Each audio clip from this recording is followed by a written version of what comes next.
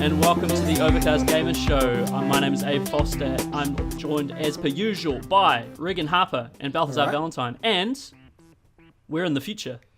We've made it. We've made it to the future. All it took was feeling? a good hour of faffing about. And that was on me. I'm actually feeling good about it. I'm surprised we haven't made this leap before this, to be honest. It's not too shabby. It's I don't know. I've always been a little bit sketchy about appearing on video. I've always liked being behind the camera, never in front of the camera. I don't know if that's the same with you guys, but more or less. There's something about cameras that are scary. Like, I don't mind being in front of people. I don't mind like giving a speech or like being a musician, playing music in front of people, that kind of thing. But there's something about cameras and like not. I don't know, knowing that like what's happening is being recorded at all times. That's why I'm terrified of them, man, and just terrified of life in general because everyone's recording everything all the time now. So I don't want to go anywhere because you know, I might trip and fall on my face, and then that turns into a viral video, and then I'm that guy. Yeah. So yeah. The paranoia is real, but we've reached the future. So as you know, we'll just carry on as per usual. First things first, I'm back from Gamescom. Yes. I went and I saw, and it was confusing and exciting and wonderful. So I suppose I'll talk a wee bit about that. So Gamescom is the biggest gaming event in Europe. It had 350,000 people last year, and this year it's 500,000. It's topped 500,000 people to that bloody thing. Shit. Yeah. I was wondering because I felt like I was in a cattle crate at points, going into the festival going into the event every day. You'd get there. It would open. I think it opened at 10 a.m. and I'd get there at sort of 9:45, and just thousands and thousands of people. It'd take about an hour to get into the actual venue. Wow. But I'm not complaining. That's the thing with Europe. There's a lot more people than New Zealand, obviously. So, but it was. That's like half of Auckland. Like, imagine going to like a convention where half of Auckland turned up. I mean, it's not really half of Auckland, but kinda. That's nuts. Well, imagine half of Auckland, and then half of Auckland is dressed up as Altair and Bugs Bunny for some reason. I don't know. God knows why the Looney Tunes were there, but they were. So, yeah, maybe, Gamescom. So, I wrote a wee bit in my. Don't think so. No? Okay. All right. Forget about it. Forget about it. Not to my knowledge. Proceed. Space Jam 2. I'd love it. Anyway. So, I'll set the scene, I think. Gamescom is in the Colin de Messi, and I've really butchered that pronunciation. I cannot do that properly. But imagine a section of large car parks joined together, sort of about 11 large car parks, and then there's obviously no cars in them. So there's giant aeroplane-sized hangar things, all connected via walkways and passages and things like that. And that's pretty much Gamescom. Huge, like, wide hallways. Everything's glistening white. That's it. And, everyone's got a massive presence. Sony's got a huge presence. Xbox, Activision, EA, Square Enix, all the big publishers have got a massive presence. What kind of proportion of your time was spent just walking around gawking at shit, and what proportion of it was actually spent like hands-on with games? 98 to 2. In terms of, so basically what I found out on the first day, I wasn't too. I was just like, oh, we'll get a feel for things. I'll just use the first day to scope things out, get a feel for things. So I walked around, had a squiz, tried to figure out where everything is, made a bit of a mental map. And managed to play Spyro on the first day because that was the smallest line. That was a 45-minute wait for 8 minutes of gameplay. Oh, I think wow. on Spyro. Worth it? And yeah, so Actually, no. right, let's elaborate on that later. No, it wasn't. To be brutally honest, it wasn't worth it. Spyro is all well and good. It is what it is. It's an old game. As with Crash, it's got its it's an old game. It's got evidence of old game design in there. There's not much going on. There's a lot of invisible walls around the place. It does what it says on the tin. It did what it says on the tin back when it was released in the 90s. But it looks nice. It looks nice enough. It's not running 60, which is quite concerning to me because I feel like they could. Why can't they run at 60? I don't understand. It's like the Ratchet remake. When the Ratchet remake came out in 2016 and that ran at 30, I was quite disappointed because it almost looks like it could be a Pixar film, but it doesn't quite hit that level with running at 30 frames a second, which is a little bit disappointing. And Spyro had a similar thing going on there, but it was fine. It was okay. I'll play it when it comes out. and I mean that's it, right? Like if people come away not disappointed enough to give up on their plans to buy the game, then cool. Yeah, I think it's the kind of game anyway where you're gonna get it or you're not. Like you're either a Spyro fan from back in the day or you're not, and playing it at a booth at some games show is not going to necessarily change your mind on that. Maybe, I don't know. Anyway, and it's funny because I looked up, halfway through my play session, I looked up and looked around at all the people around me, and no one was under the age of 20. Everyone playing Spyro is an adult who has nostalgia for Spyro or has nostalgia for those sorts of mascot platformers. I think there was one little kid in the line at one point, but I think they left. So it was all just us man children and women children. Never heard that phrase before, but I suppose that's what it would be. Yeah. Playing Spyro. Yeah, so it was fine. It was fine. So that was day one. Lots of overpriced food. Another thing I should say. Kind of has to be expected, really. Everyone speaks in German. I think I heard people speak English twice throughout the 4 days that I was there. So it's a little bit disconcerting. I didn't talk to anyone at the actual event properly because everyone's just speaking German. So I'm like, well, I don't want to initiate a conversation and be like, oh, it's that fucking English guy. So just sort of winged my way through conversations, ordering food. So you spent 4 days in massive hangars with 500,000 people and pretty much didn't speak to anyone. That's pretty much it. Wow. Yep. And it was great. I had a really good time. Not once did I feel like, I really want to talk to someone about this. I was just like, it's so overwhelming that you never have time to sort of process your own thoughts or go into a bit of an existential spin or anything like that. So you're constantly being bombarded with sights and sounds and smells and things like that. So day two, I suppose I'll go into as well. Day two, I queued up. I sort of had figured out that the queues were going to take several hours. So I was like, what's the one that I can queue for without sort of taking a decent chunk out of my day? And that game ended up being Metro Exodus.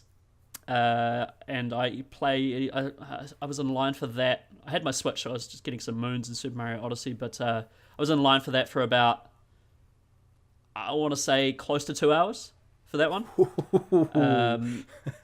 And people bring camping chairs. Oh, yeah. People bring camping chairs to Gamescom just for the line. So you see everyone walking around with camping chairs set up. It's very smart. I wish I'd done that. Because otherwise you're just sort of squatting in the half a meter by half a meter squared area that you have in the line. Could you fashion your own kind of chair to sit on out of just tat that they give away? Every time someone walks past with a bit of tat, you grab it and just I'll put that in just there. Just build up a giant Jenga stack of Assassin's Creed shields and things. Yeah, that's it. Yeah, 10 of them just stacked up. You could do that, and in fact, there was specific sitting boxes that they were giving away. So I saw people sitting on these boxes, and I was like, there's too many of these to be a coincidence. And then I looked closer, and it was World of Tanks sponsored sitting boxes that they were the World of Tanks people were giving away. I don't know where they were getting them from, but I saw quite a few people with these World of Tanks sitting boxes. Amazing. So were they boxes fashioned into seats, or just boxes that you could sit on? So it was sort of like a how to describe it? Sort of like a box with one end open, and then the other end just has this really sturdy piece of cardboard that covers the top, and you just sit across that really sturdy piece of cardboard. Right. Oh, interesting. So it's just like a little stool.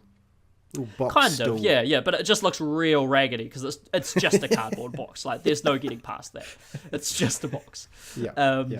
But yeah, played some Metro Exodus. Enjoyed it, although they didn't present it. Or my television was like the contrast was bugging.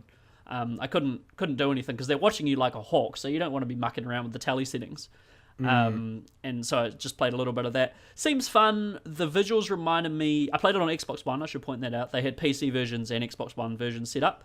Unfortunately, I played it on Xbox One as opposed to PC, which I'm sure would have been the better experience. But it was good. The visuals reminded me a little of Fallout 4 in terms of it was quite grainy, and it sort of had those injected pieces of colour throughout the world. The game itself didn't wow me, if I'm being honest. You know, it's hard to judge from I think it was 19-minute. It was weirdly specific. It was like 19-minute play session. Hard to judge, but it seems okay. It seems like it's quite deep. It has a lot of customization in there. You can customize your guns. There's the sort of thing from 2033 and Last Light where you have that kinetic energy charger that you use to charge up your torch and a lighter to burn cobwebs and things like that. So it seems okay. I'd like to play more of it, but yeah, I'll probably reserve my judgment until the full game comes out.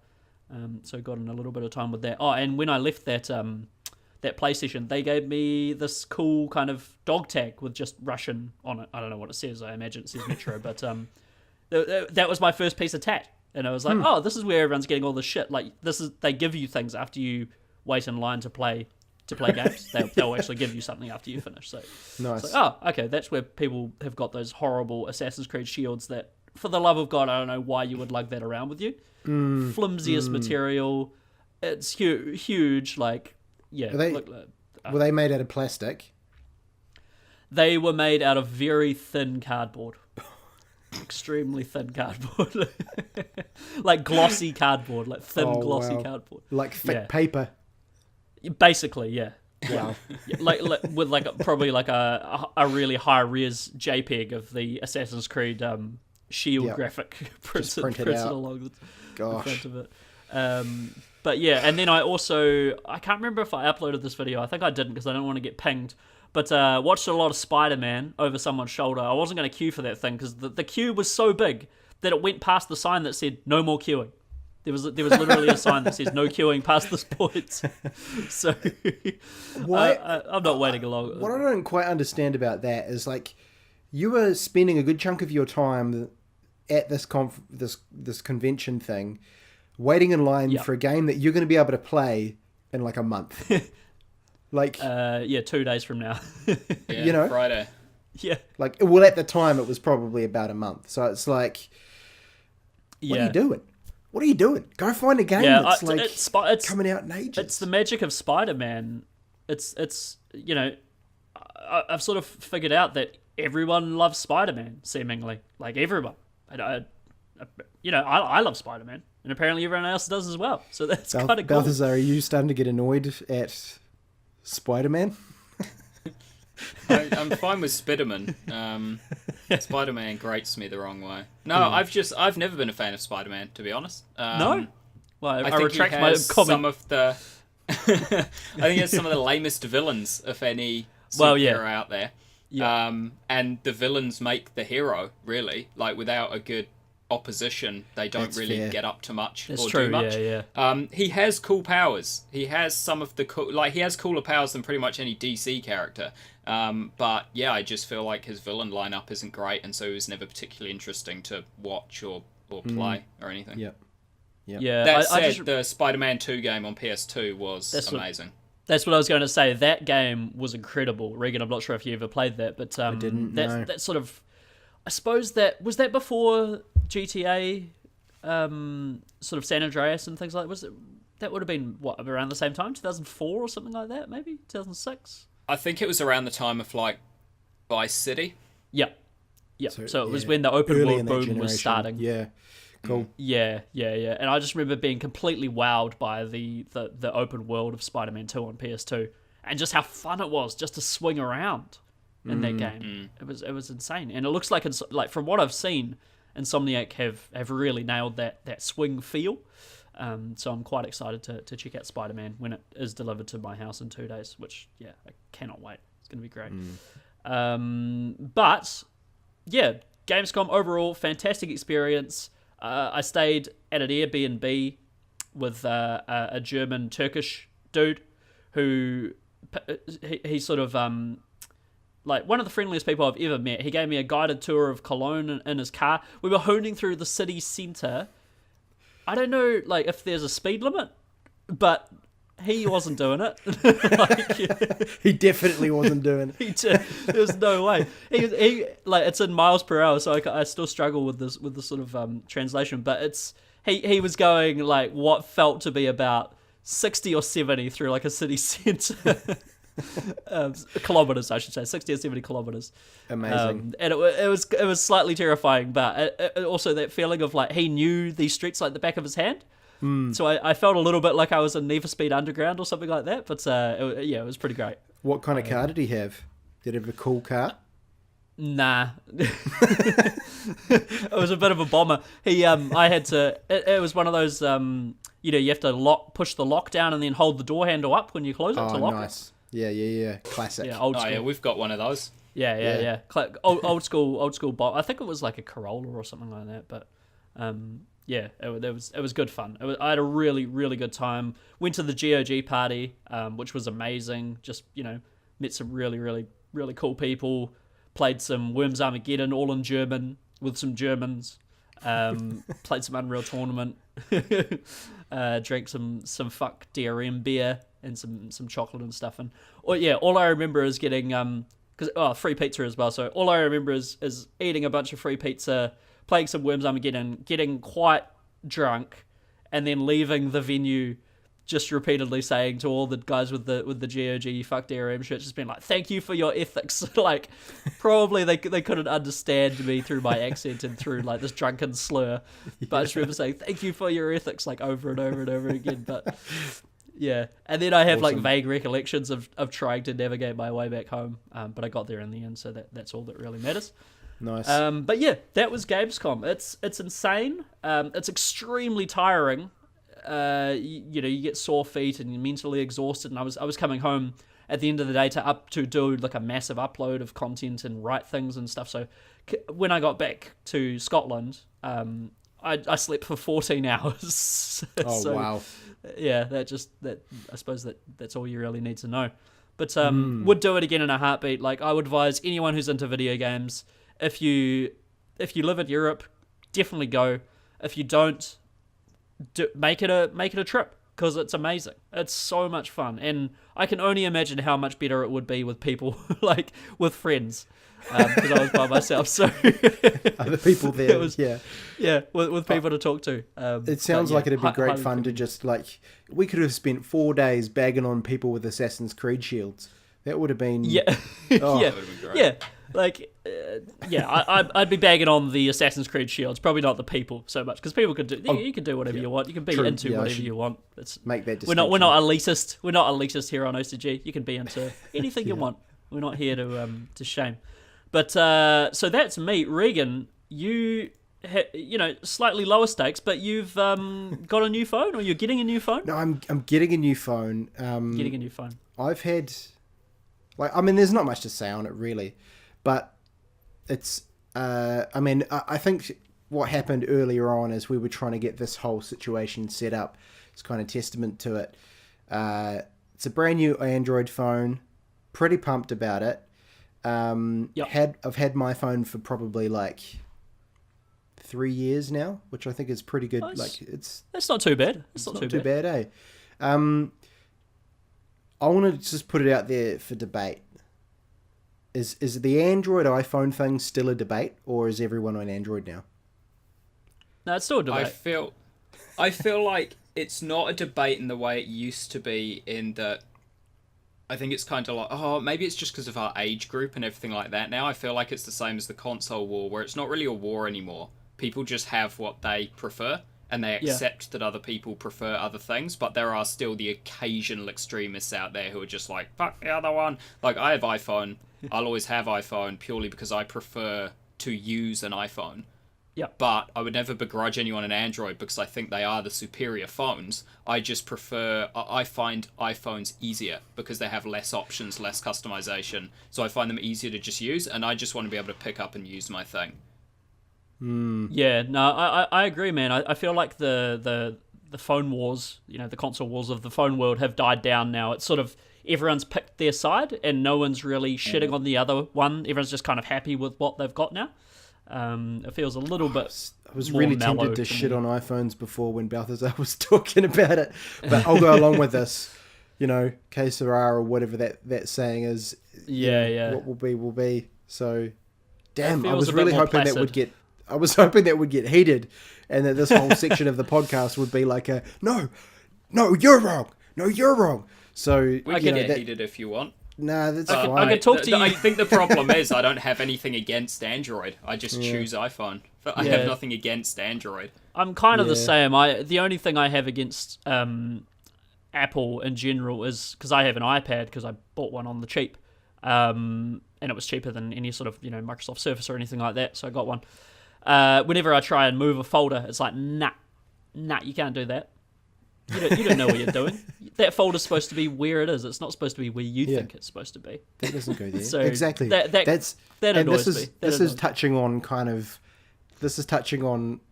my one qualm with Apple is how they don't let their users do fucking anything. Yeah. And then when you want to leave and you're like, right, now I'm done with you, Apple, you can't, because all your shit's in the iCloud. And it's like, oh, well, I just want my mum's phone number. And it's like, no, you shan't have your mum's phone number. We've got your mum's phone number now. The thing is, because the thing is, all your contacts and shit are stored on your SIM card. I think it's all in the cloud is just an argument that weak-minded people use because they can't justify themselves. Like, I actually don't want to leave Apple. I'm just pretending I do because there's a mass exodus. So I'm going to say I want to, but I can't because my stuff's in the cloud. It's like, no, it's not. It's on your SIM card. Yeah. It's yeah, I'm not sure.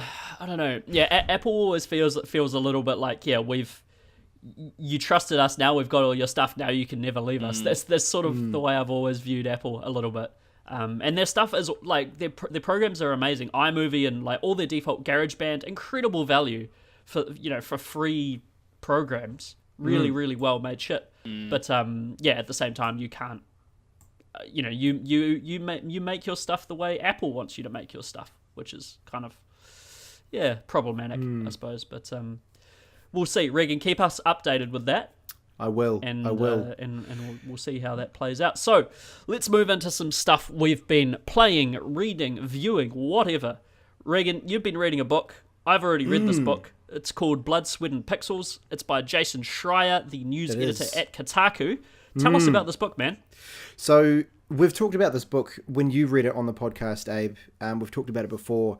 It's actually really cool. Like, it's the kind of book that anyone could read without necessarily being into video games. Like, you might just have an interest in software or just the way that like people going through putting themselves to the test to produce big works of art kind of thing. And it's excellent. Like, it's written in a really kind of approachable way. Every time he mentions, what I like about it is every time he mentions a bit of jargon, even if you think it's really obvious, he links off to footnotes so that if you knew absolutely nothing about video games, you'd still be able to read the footnotes and get it. So it's really well written. But essentially, what the book is kind of relatively short chapters. Like, you could probably get through a chapter in maybe 40 minutes or so. And each chapter goes and delves into a different video game of probably, I don't know, maybe like the last decade or so. Yeah. And interviews and kind of essentially tells the story of the development of that particular video game, and the kind of ups and downs that they had. And it's quite cool to... It's not only just successful video games, so they're like The Witcher 3 is in there, and they talk about like all the things that they did to make that game awesome. But also the ones that like just flopped, like, and the stories behind those as well, like Star Wars 1313, and how... That one's fascinating. Yeah, man. Like how there's this whole studio of people working on this game.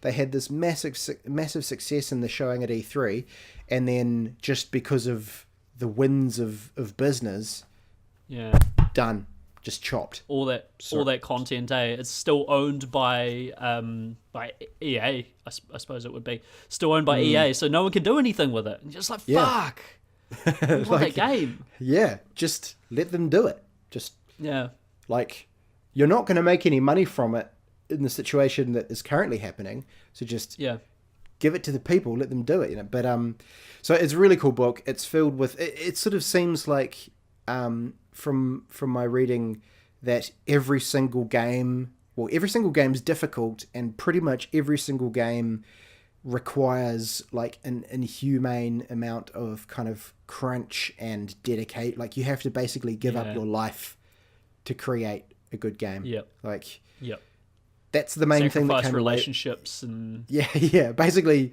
say goodbye to any human interaction with people that are outside of your work, and you know, and you might have a shot at making a decent video game. But definitely worthwhile for anyone who's kind of like either into video games, interested in like maybe video game design and like the process that goes into it, or even if you just like work in software and are kind of wondering like, fuck, what is it like for people and you know, and that kind of those kind of projects.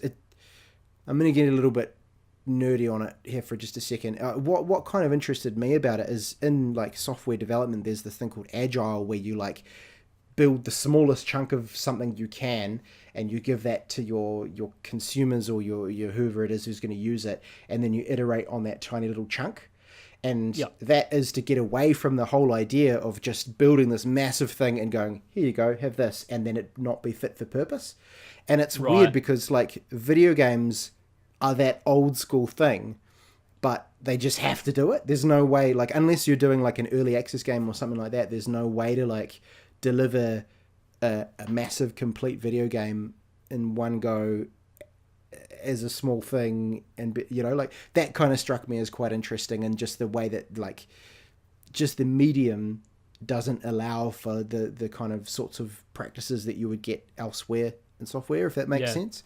It's we should also say the book is broken up into chapters in terms of different developers. Every chapter is a different developer. So if you're interested in Uncharted 4, there's a chapter on Uncharted 4's development. There's a Shovel Knight chapter.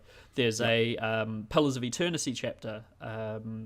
So, you know, if you're into any of those developers, it's well worth a read, because you just sort of hear their war stories and hear them go through the ringer, and find out some pretty interesting stuff. Yeah, Crunch, the stories of Crunch sort of like made the hairs on my arms stand up. Like, oof, that does not sound good. It actually kind of got me sort of excited. I was like, that if I could be part of a team that made an amazing game, I'd do it. I'd sacrifice 6 months of my life. Shit, yeah. I probably would as well, man. To be honest, it seems like the rewards would outweigh what you lose, sort of thing. Be it connections with humans outside of video games. Or, I don't have friends anyway. It's fine. But absolutely a decent read. I think it was only like $15 or something on the Kindle store. So if you have an e-reader or a tablet, or even on your phone, just download the Kindle app. You get it for well cheap, and definitely worth a read. So yeah. So you've finished? Have you finished that off? Yep.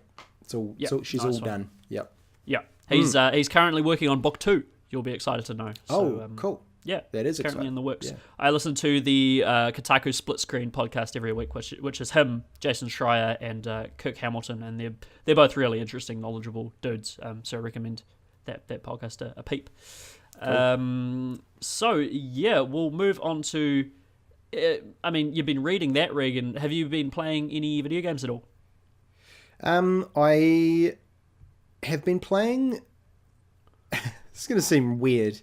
Did you guys ever play SimCity? Oh yeah. Good. SimCity 2000 with the giant spider. Oh yeah, that's right. I forgot about that. Yeah. Different kind of like ways to destroy your city. Yeah, it's good times. Yep. But I've been playing like a newer version of that called Cities Skyline, which is on Steam. Like there's, it's cheap as chips, but it's been in my Steam library for yonks, and I thought I'd just give it a go. I'm kind of in one of those spaces where I'm just playing stuff that I have because there's nothing around, like there's nothing that's really grabbing me at the moment. So I've been playing that, and man, like there's a big old rabbit hole to go down with this game. Like it's exactly like what you'd expect. It's a city building kind of like simulator type thing, management game kind of thing. Classic SimCity type thing where you make your roads and you zone off sections and, residential and commercial and that kind of thing. But man, I am well down that rabbit hole. Went on YouTube and there's this like whole community of people making cities of, like just certain designs. So they'll like their viewership on YouTube will be like, I want you to make a city that is all made of circles or something like that, and they'll do a live stream of like 4 hours where they build this city that's all just kind of like circles, starting from one circle like roundabout and going just out. Like it's incredible. And I am well into it.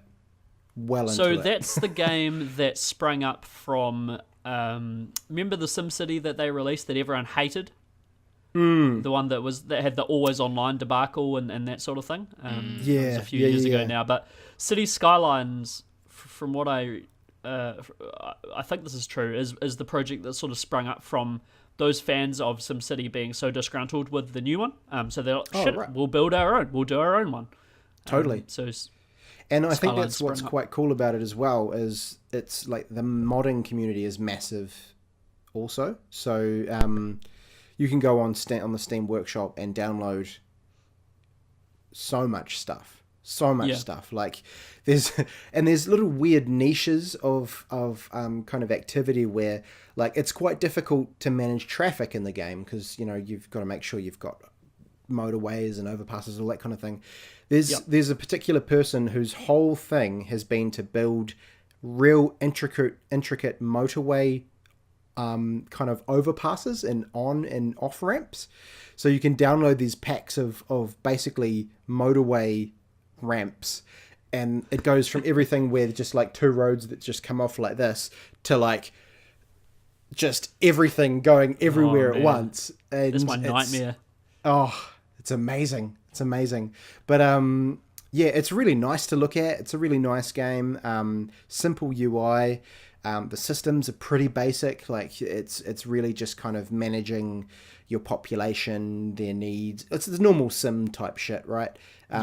But nicely balanced with enough kind of enough depth in there to keep you interested in it. And it's, I guess the strength of it is in how customized you can make things like roads and buildings and all that kind of thing. So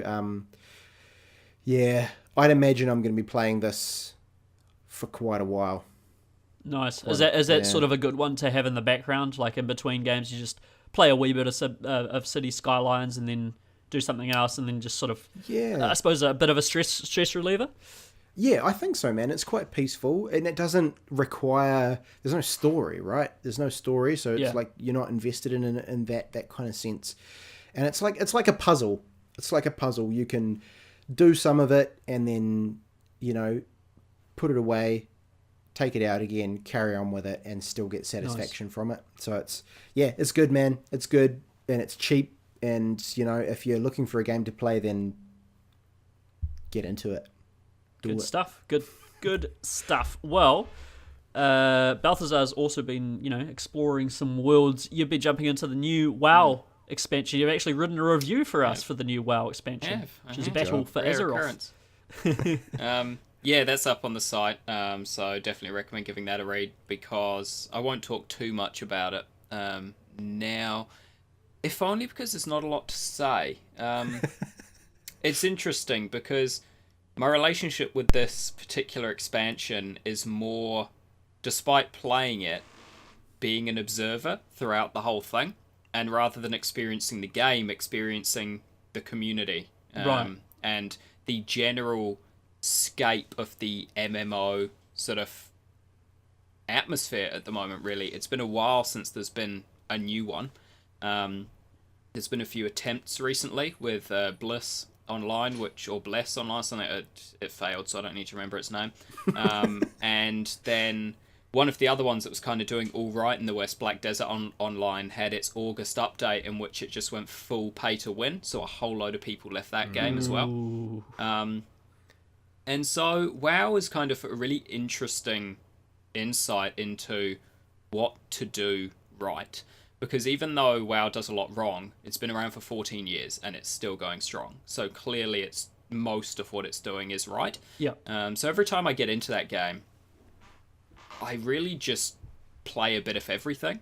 So I never really play it properly, because to play it, you get a character to max level, you do the dungeons, you do the raids, you grind the gear, which is all the stuff I normally love doing, but for some reason I'm never able to do it in WoW because the game is just too big and I've experienced so little of it. I just sample a bit of everything and then kind of move on.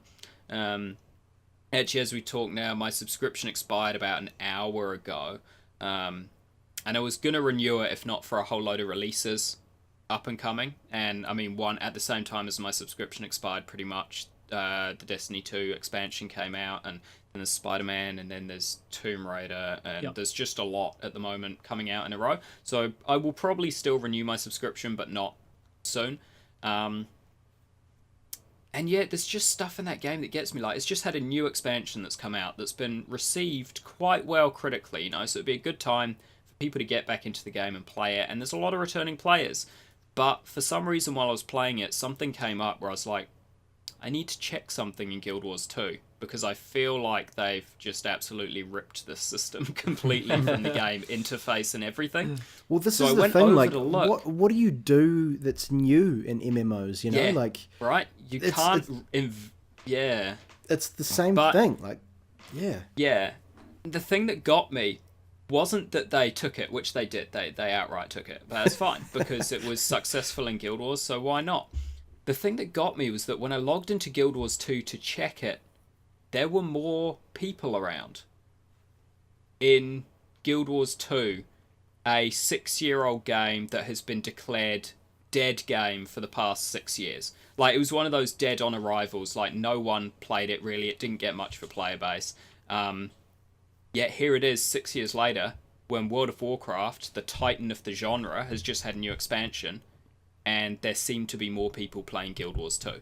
And that just really confused me, and I realised at that point it's a technology thing. There aren't more people playing Guild Wars 2. There's way more people playing World of Warcraft, but there's this technology they use in MMOs called instancing or sharding, where when you log into a map, it puts you on a version of that map, because obviously if every player were to try to access it at once, it would be impossible. The load would be too much. So they create several instances, or in WoW they call them shards, of the map, and when you log in, it puts you in the most populated version that still has enough room in it for more people to come in, so that if you're coming with a party or a group or whatever, you can bring them all in.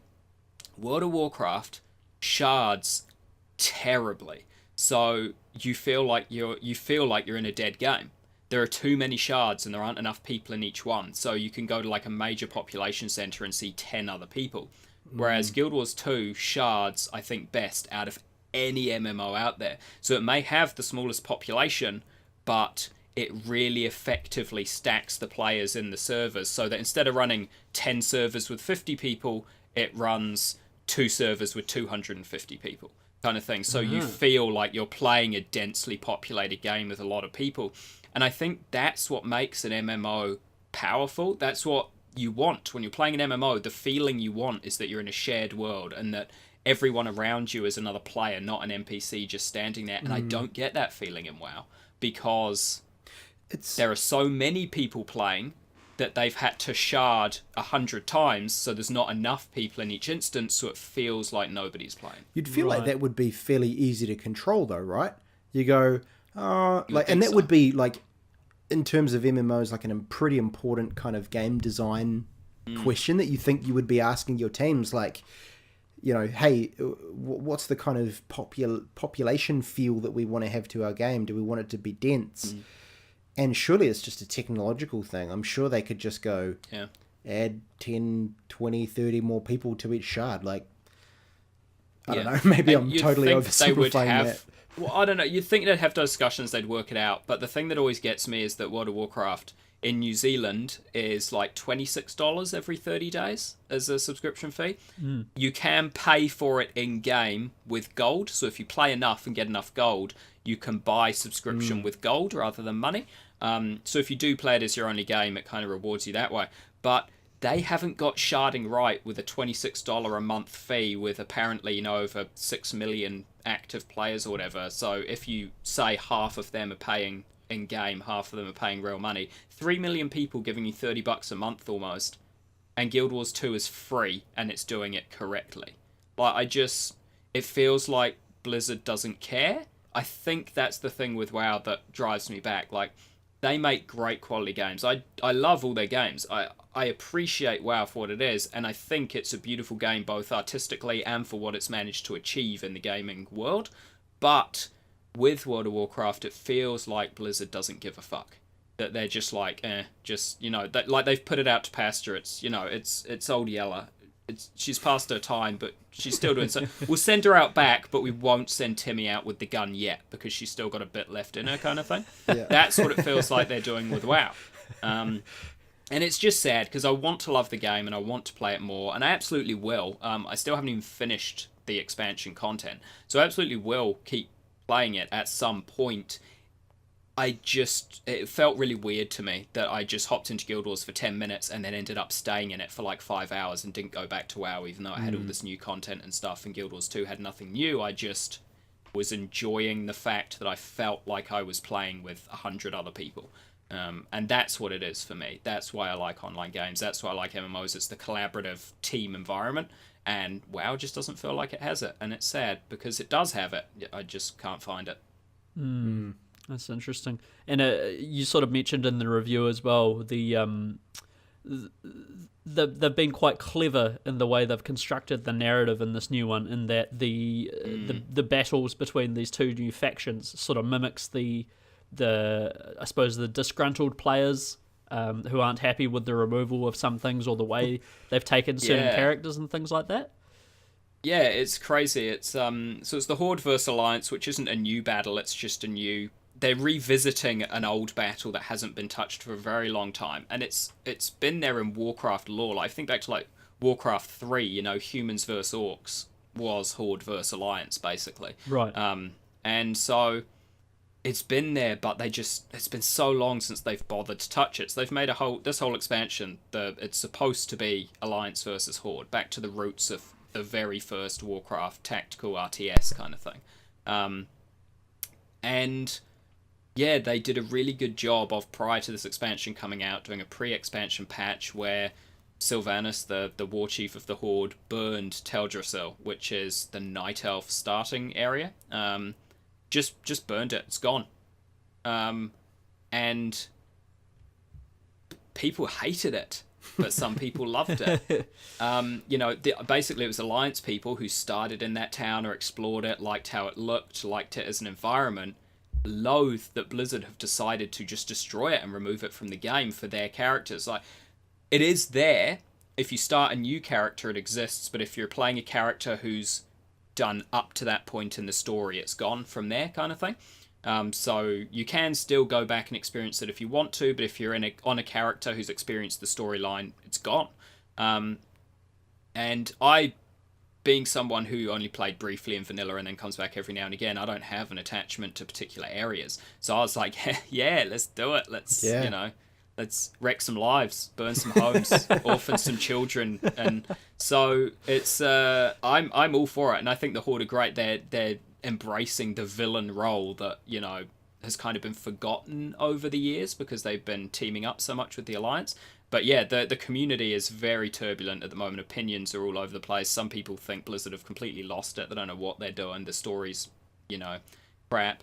But I think it was just a clever ploy to get people actually, engaged and...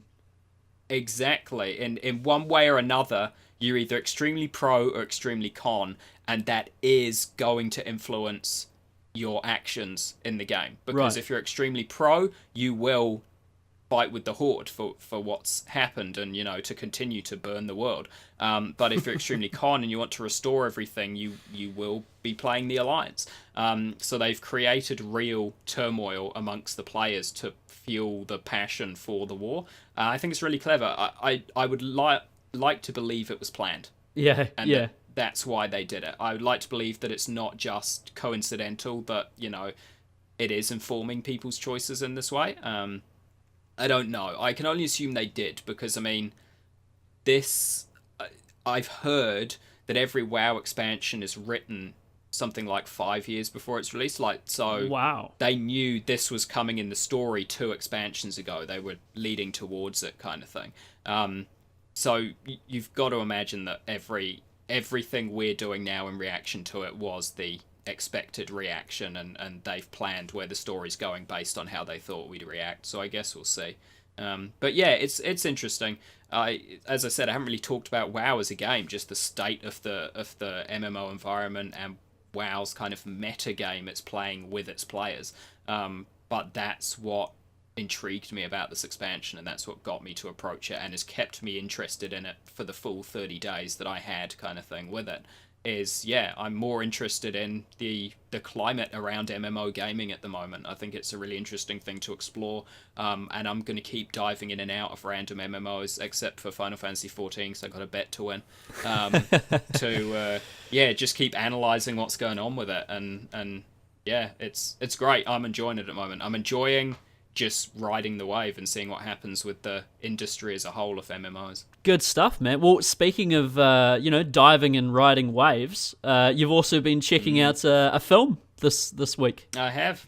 What's the big shark film? The Meg. I wanted to see Mission Impossible. Hannah wanted to see The Meg, so we compromised and saw The Meg. It's a good movie. Actually, the movie experience was, I think, the worst I've ever had. Amazing. In New Zealand ever. Oh, I can't wait. So we never go to the movies on the weekend, because I have always had this theory that if you go to the movies on a Saturday afternoon, it's going to be full of, kids and couples and people just talking the whole way through and don't care about the movie. We went on a Saturday afternoon and the theatre was full of kids and couples and just people talking the whole time through the movie. Yeah. There were these kids in the same row as us down who I don't even know what they were doing, just non-stop talking. And at the end of the movie, actually, after we came out, Hannah said she felt bad because every time they did it, she shot them a death glare, and it was always this one kid who saw her doing it and cowered away, but he was always the one kid who wasn't talking. Oh, amazing. So, amazing. It's probably just the kid who's there, trying to hang out with the cool kids. And he's not in a social position to be like, hey, shh, or anything like that. Yeah. That's rough. There was a trailer before the movie for an upcoming movie, The Nun, from that sort of series, like The Conjuring and sort of that franchise of movies. Right. And there was this point in the trailer where apparently something scary happened. I don't know, honestly. This is one of those things. When I was 5, me and my dad watched the Dawn of the Dead, Day of the Dead, Night of the Dead kind of trilogy thing. I grew up in a horror aficionado house, so I just don't completely desensitized. None of it gets me at all. But we just hear this almighty thud at this point in the movie, in the trailer, sorry, and look across, and just half of them are on the floor. I don't know what has happened, but I'm just like, what? actually what is going on? Like, did they legitimately just get scared out of their seats or something? Like, I don't know what's going on over there. They're just on the floor now and there's popcorn everywhere. There were these two women behind me. I keep wanting to look like back there. One row back and just off to the right, who just throughout, not talking the whole way through the movie, but every now and again, every half an hour or so, would just decide to have a loud 2-minute conversation. Don't know why, just random, and not even like something on screen would prompt it. They'd just be like, "Oh, by the way, I saw David." Just like nothing, nothing at all. It was appalling. It was the point where half an hour into the movie, I was about to say, "Let's go." Get a refund. Yeah. Like, just walk up, say, "Hey, I'm not sitting through that shit. Give me my money back. We'll go to a later showing," or something like that.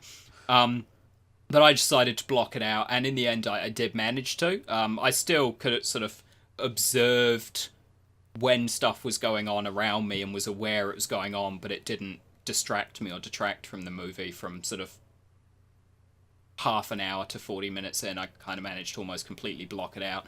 And as for the movie itself, you shouldn't have to do that. Jason though, right? Statham action movie. You shouldn't. You shouldn't. But Moral of the story: trust your gut.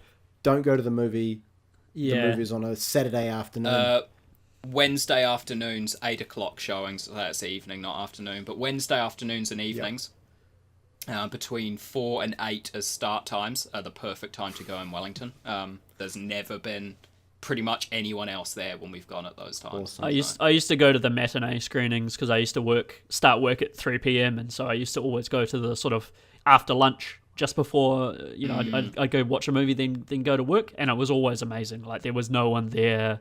It was perfect, basically the perfect conditions for it to watch a film. But I suppose it didn't really matter. I mean, The Meg looks like a pretty trashy film. Is that probably correct in my assumption there? Yeah, it's interesting because it is, but it's one of the most well-made trashy films I've ever seen. Cool. Like, it was going for AAA blockbuster action movie. It didn't make it, but it had all the production value. Sailed right under the bar. It had a good cast. I can only really name Jason Statham, but it also had the Asian dude from Heroes. Oh, okay. Hero, I think his name was. It had I forget his actor's name, but his character's name was The Wall. He was just a big dude. The Wall. Wall. Yeah.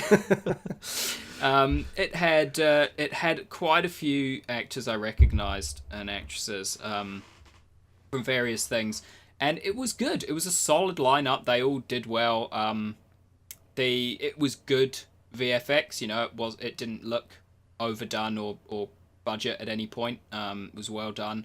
There was some really nice settings and environments, and like the deep sea exploration base was awesome. It was one of those things, like when you see the scenes in it, you're like, I would love that to be real and to just walk around there and fucking look at all these deep sea habitats and creatures and stuff from this enclosed glass tunnel kind of thing. A lot of really cool shots in it. No, it's an enjoyable movie. I wouldn't say it's a movie you go to the movies to see. It's one you'd watch at home or something. Yeah. But there you go. What are you going to do? I wanted to watch Mission Impossible. So. Man, I feel like we could do an entire podcast on bad film experiences, because I've had a few in my time, and some pretty really quickly. The worst one I ever had was watching excuse me, Harry Potter 7 Part 1 in Wellington as well. There was a group of middle-aged people who came in. They smelled of wine. They were very obviously sourced, and they also brought with them a bucket of food. A bucket of food, not like a KFC bucket. KFC? No, it was just. It was like a bucket like you get from a hardware store. How did they? I don't know what was in there. I don't know. Lacking in security, I suppose. But wow. It was like they were drunk. They were talking throughout the entire thing. They were making fun of. I like Harry Potter. I'm not a fan when people make fun of, especially when you're at the bloody movie that you paid to see this. Paid to go and see, right? Yeah, yeah.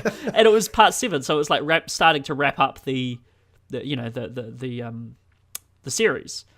And so they were drunk, they were talking, they were noisily eating from this fucking plastic bucket.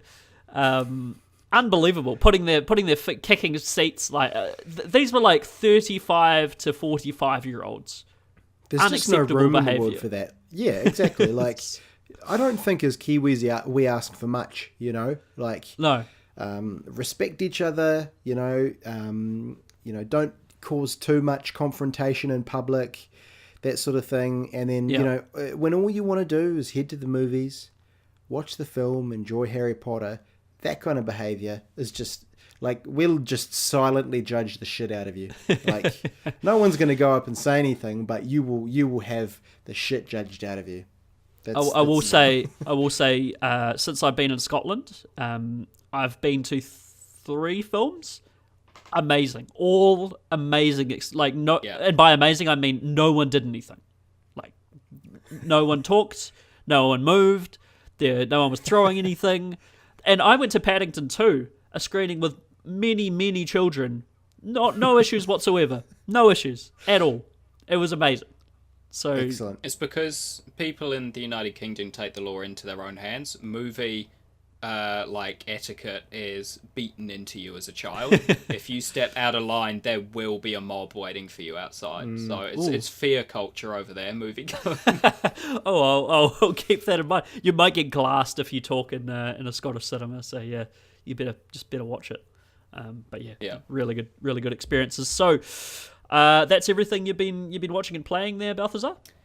I also downloaded Dead Cells for Switch and gave that a go, but I don't want to talk about it because I read and watched so much about that controversy. I might genuinely accidentally repeat something I've seen and plagiarize a review, so I just leave it. It's good. I'm enjoying it. Excellent. Nice. Yeah, I think we've talked enough. We've given that dude enough airtime by now. I think we talked about it last time. But yeah, so I've only been playing one thing apart from my Metro Exodus and time with Spyro and Metro at Gamescom. And that is the game called Hollow Knight by a developer called Team Cherry. Now, these guys are an Australian developer, so, close to home. And Hollow Knight, I had an interesting relationship with this game. When I first started it, it looks amazing. It's got this gorgeous sort of haunting Disney art style to it. Everything's not quite...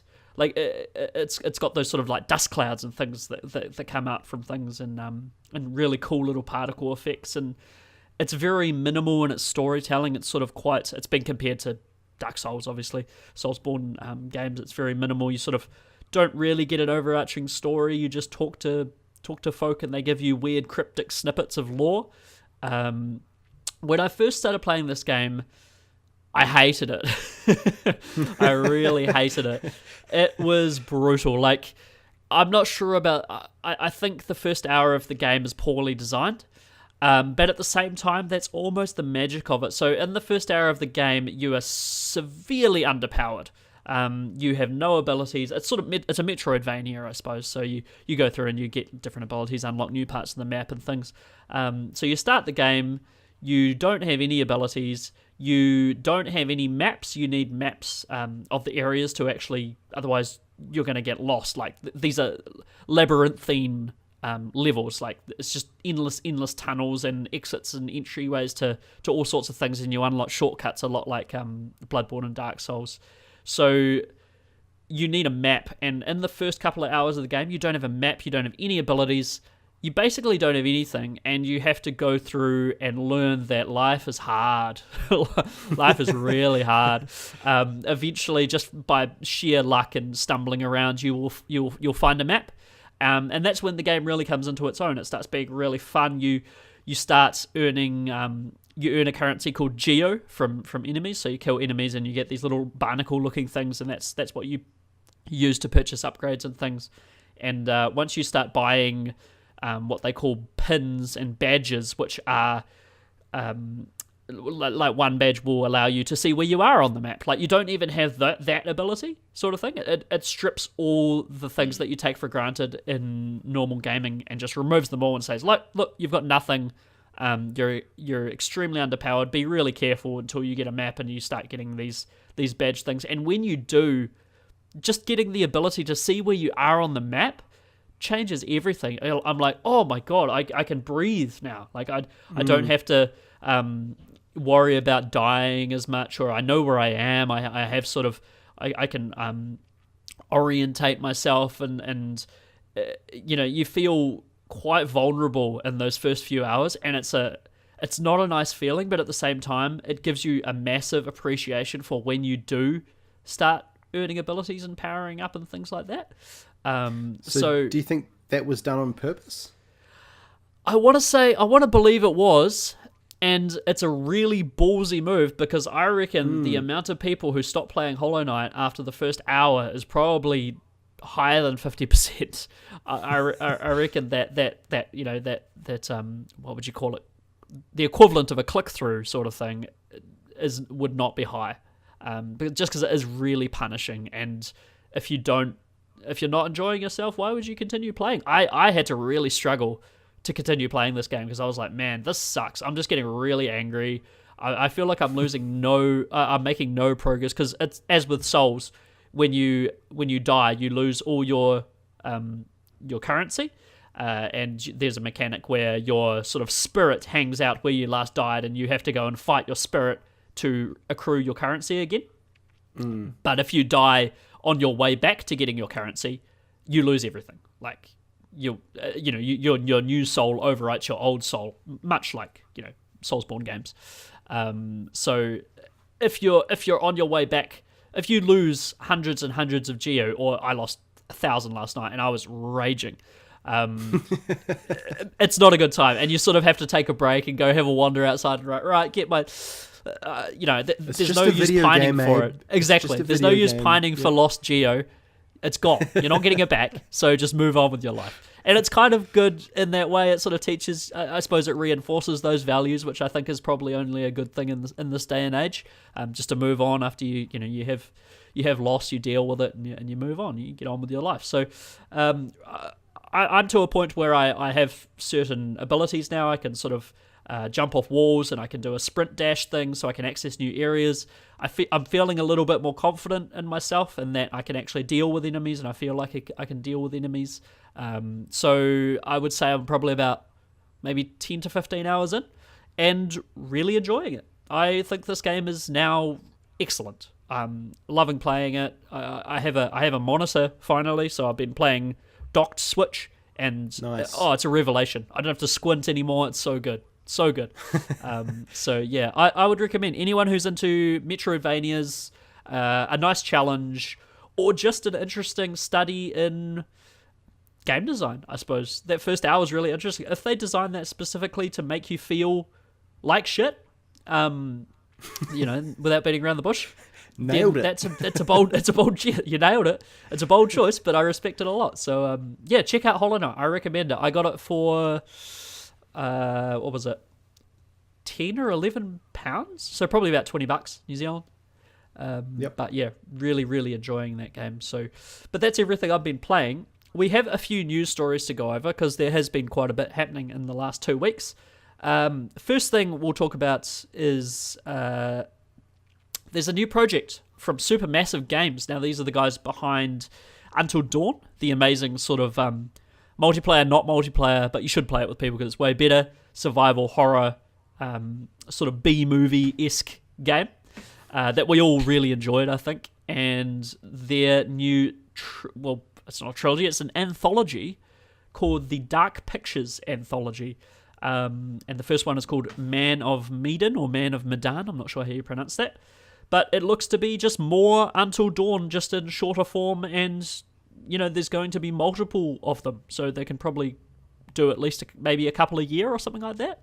The first one, Man of Medan, takes place on the ocean, so already I'm pretty terrified, because I do not like murky water very much, and this is probably going to have a lot of that, so quite exciting. What are your guys' thoughts on this and on Until Dawn? We all liked Until Dawn, right? I'm a scaredy cat and I didn't play it, so I just can't do scary games. I don't know what it is, but it sounds okay. I guess. Reagan, I think you'd enjoy it, because it's not like crippling fear. It's just that kind of B movie jump scary. It's not, but it's really well done. It knows what it is. Hide in the corner and hope that you don't die situation. Right, good. I mean, I'd give it a crack for sure. I'd give it a go. Why not? So it sounds like it's going to be sort of episodic, like Telltale Game-ish type stuff, where I think that's the chunks. I think that's the deal. Or no, not in terms of the. I think every story is sort of self-contained, but they're going to be smaller than until they'll probably be, I imagine, 5 hours or something like that, or 3 to 5 hours. But because they're making such smaller projects, they'll be able to put them out quicker. Cool. So I'm quite excited for that. Balthazar, you loved Until Dawn. Yeah. So you're excited for more sort of short form Until Dawn style yeah, stuff? I think my main fear, which leads into then my hope for it, my fear is that because they're shorter, they will feel the need to get them out faster. Right. So my hope is that they continue to deliver the Until Dawn quality of experience with each one and don't just rush them out or try to get them out within a deadline just because they are shorter. Yeah. Because everyone who appreciated Until Dawn would rather, wait for another experience of the same caliber than get something mediocre but quicker. Yeah, I agree. If it's not going to be on the same level as Until Dawn or near the same level, then I would say, yeah, just do like one a year. Why not? Like that'd be enough time to do that sort of thing, right?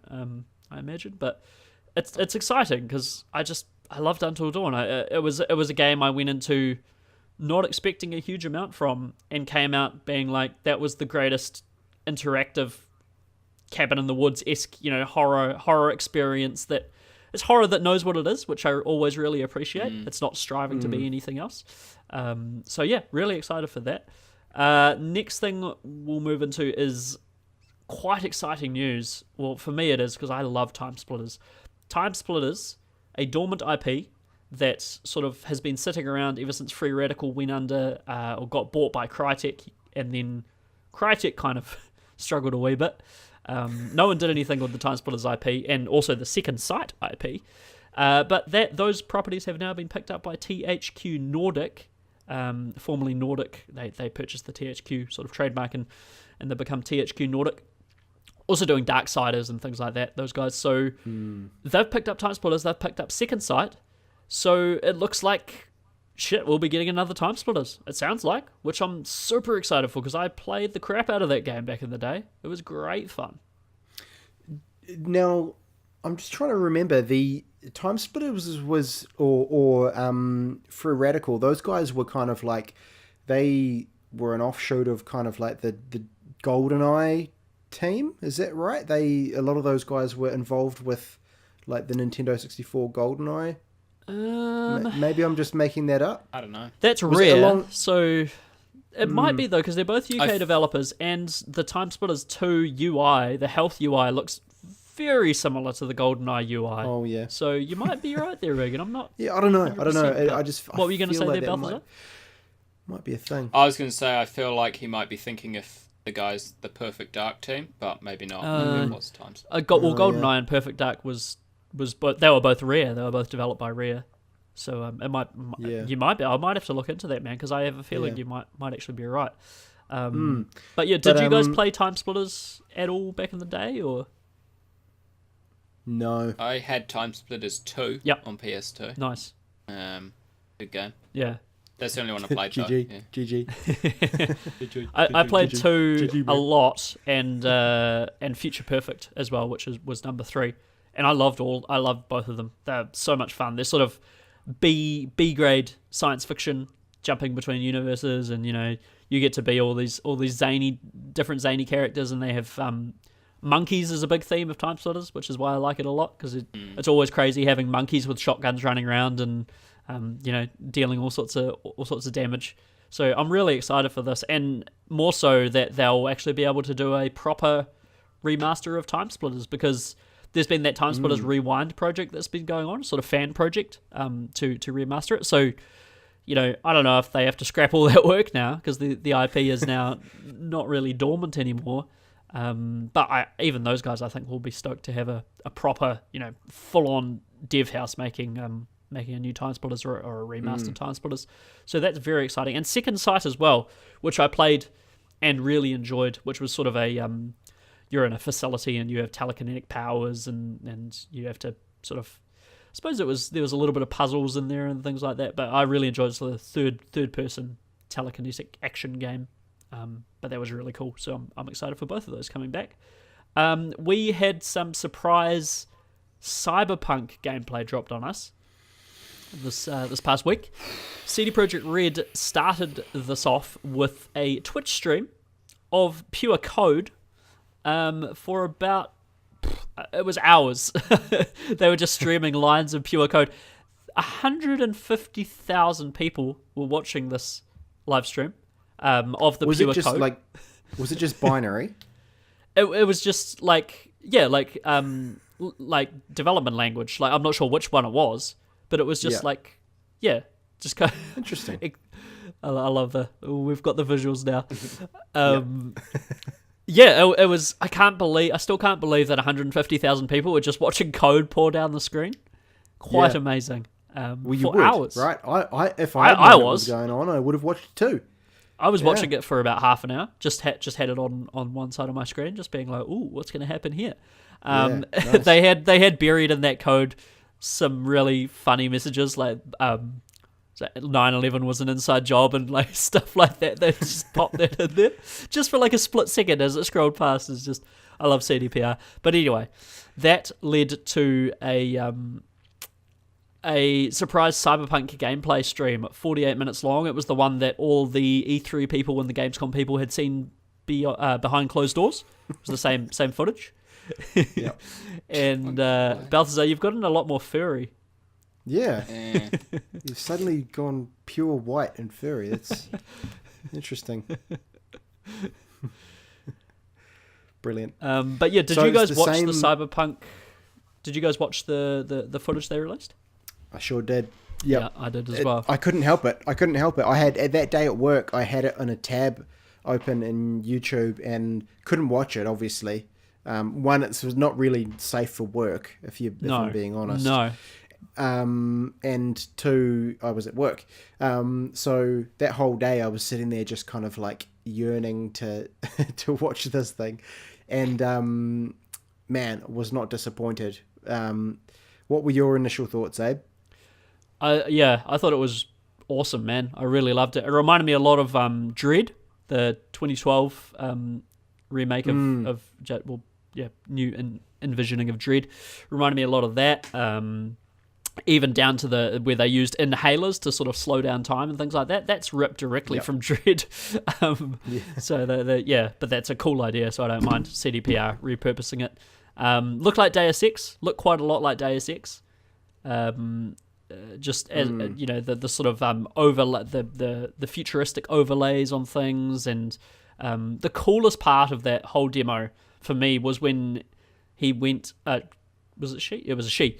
She V went in to get their cybernetic upgrades, and it's sort of the camera stayed where, like, they ripped out her eye and put in a cybernetic eye, and it sort of the camera followed her eye as it went out of her face. And I was like, totally. It actually made me feel a little bit funny, like just watching that and knowing that she just had her eye removed. But I really enjoyed that. Like that for me also really stuck out. But I liked that it wasn't just like this might change in the game, obviously, and they made it pretty clear that everything that was in there was subject to change. But and this is maybe just the fact that this was the tutorial. Maybe the tutorial section of the game, but I love that it wasn't just walking up to a booth and being like, hey, can I buy some cybernetics? And the guy's like, cool. And then a menu pop up, it was actually, you walk in and you sit on, like it's actually built into the game and it's all interactive and it's part of that flow, which gets me excited. Like if it's that kind of, if it's like that the whole way through, then have my money right now. Just have it. I don't think many people were underwhelmed by that footage. I think there was as soon as she came down from the big mega building apartment block that she's living in and went into the city, it's just like, wow, like the amount of NPCs and people just knocking about and cars driving around and things. insane. Like, this is not... A version of this might run on... Because they say they're targeting PS4 and Xbox One X, but or PS4 Pro, but a version might run on those consoles. It's not going to be the definitive version. That's going to be on the next gen for sure. Like, yeah, totally. There's no way. There is no way this is running on vanilla PS4s and vanilla Xbox Ones, in its highest form kind of thing. So that's extremely exciting. Balthazar, I know you're going sort of media blackout a wee bit on Cyberpunk, right? So obviously you didn't check out footage. I'm not watching gameplay. I watch cinematics and stuff like that because they don't show anything that's going to be in the game. But it's CDPR. I know I'm getting this game. I don't need to see gameplay to sell me on it, so I'd rather everything be completely fresh and first time seeing it when I'm playing the game. Nah, that's totally fair enough, man. I understand that 100%. I can't help myself. I have no discipline. I needed to watch it. I wanted to be part of the... It's just fun being part of the discourse. It's fun seeing people, getting all hyped up on Twitter and stuff and Facebook, and everyone just egging each other on, and hype gets out of hand real fast. And we've learned that from previous things, but it's kind of fun being part of that at the same time. I love being excited for things. I like being happy about video games as opposed to being a cynical old bastard, which I am a lot of the time. But yeah, you like riding the hype train a little bit. I like riding the hype train, but close to the exit. So I stand close to the exit so I can get off when necessary. So don't have to inconvenience anyone when I need to get off. But I should probably reword that. So the last news story we'll talk about. Sony's being dicks again. I mean... Surprise, surprise. Yeah, what's new? Sony is refuting crossplay, coming out and stating the reason is PlayStation's the best place to play.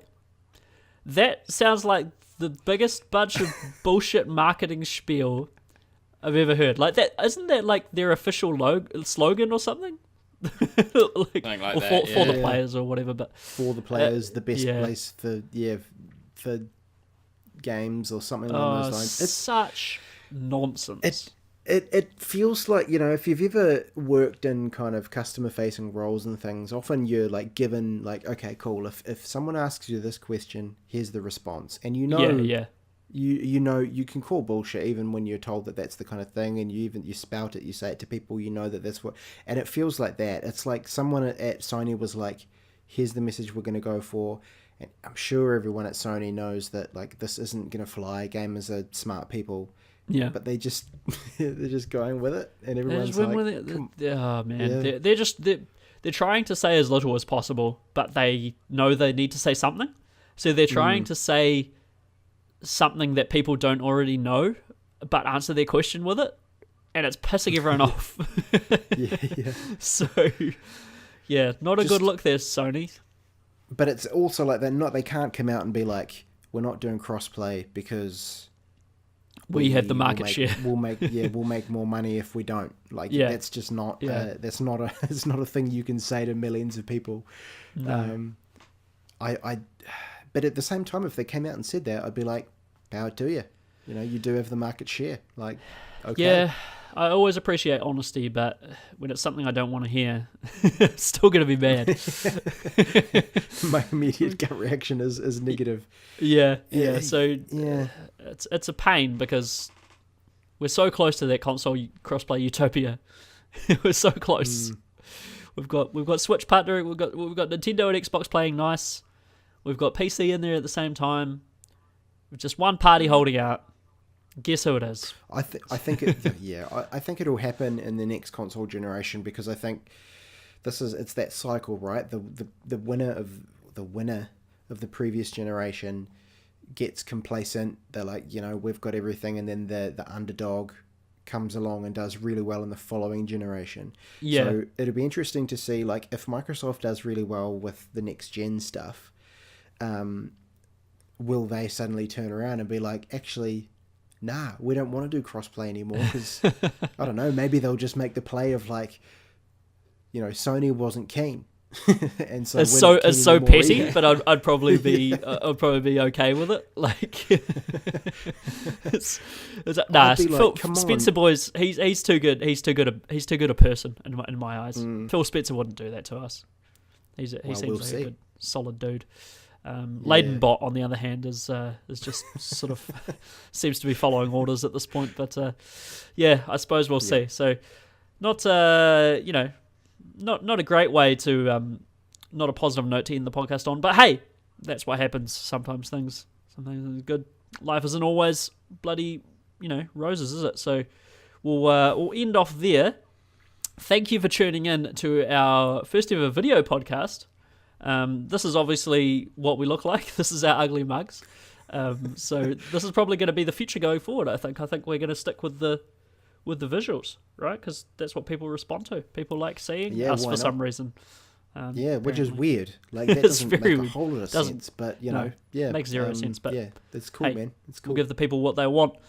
So thank you again for tuning in, everyone. We can be found on all your basic social medias. We're on Twitter, Overcast Gamer, Facebook, Overcast Gamer, Twitch.tv, Overcast Gamer NZ. We do streams, hopefully twice a week, coming soon. Balthazar, you're going to start streaming, man. When the Dark Souls remaster comes out on Switch, I will do a Twitch playthrough where you, the audience, can choose how I spend my attribute points and what weapons I'm allowed to use and whether or not I wear armor, and just make the general playthrough hell for me. Nice. No armor. Tidy whitey playthrough, I think is probably going to be the end result there. But and Reagan, obviously, Final Fantasy VII. Still going strong with that one? Currently battling my way through Final Fantasy VII. Last week was a shit show, so be sure to jump on board this week and see how that all pans out. Excellent. But eventually I'll finish that, maybe one day, but I mean, in the meantime, it continues for your viewing pleasure every Wednesday night. What disc are we up to now? Still on disc 1. Still on disc. Ooh, this is a long play. Fair, I'm close to the end of disc 1. I just got sidetracked. I got sidetracked because Yuffie stole all my materia, and now I have to go get that back. I have no idea what you just said, but I'm going to imagine it's not a good thing. It's just I didn't want to do it, but now I have to. But anyway, Wednesday nights, come and join me. Twitch. Nice one. Wednesday night, 7 p.m. New Zealand time. Just Google that in your time zone. Figure out when that will be, because I haven't figured it out.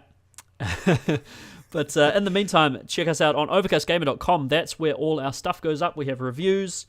We have the occasional video. That's where the podcast will go up.